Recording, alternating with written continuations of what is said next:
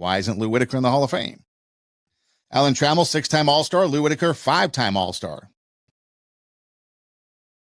Alan Trammell, 4 Gold Gloves. Lou Whitaker, 3. Trammell with 3 Silver Slugger Awards. Alan Trammell with 3. Lou Whitaker with 4. You have 2 identical people playing for the same team, double playmates, all that good stuff, and one is in the Hall of Fame and one isn't. How is that even possible? And like I said, Jack Morris, who was a pitcher on that team for many years, was elected in 2018 too under this new Classic Era Committee.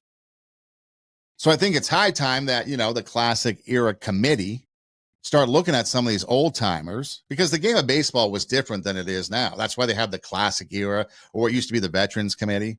And you have the modern day sports writers. And even back then, sports writers back then were different than sports writers today. It's kind of like, you ever go to remember when they used to play like those legend baseball games? You go like maybe to Dodger Stadium or wherever you went to. I'd go to Dodger Stadium. You show up for these like legend games, and they actually had former players like Manny Mota. He retired, and Manny Mota came back and played in the Legends game. And then it became a celebrity game where they didn't bring out all kinds of celebrities. And then it basically the celebrity game became a media game where all the media members were playing, and then nobody cared after that. It's time for the Veterans Committee, the Classic Era Committee, to look at some of these people like Lou Whitaker, put him in the Hall of Fame. Maybe look at somebody like Steve Garvey, who was the 10-time National League All-Star starter through the 1970s and 80s, 10 times in a row, something like that. The number 1 first baseman. And look at some of these other players from that Classic Era that probably belong. I mean, Dave Parker should have been in the Hall of Fame a long time ago.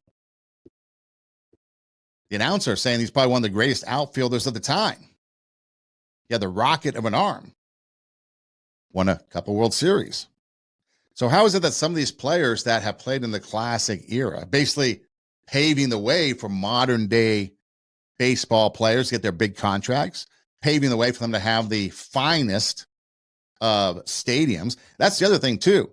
Have you ever seen games from Three Rivers Stadium, Riverfront Stadium, the Astrodome, those huge cookie cutter type Grand Canyons of stadiums? Whole lot different than these small, intimate, fan specific stadiums, fan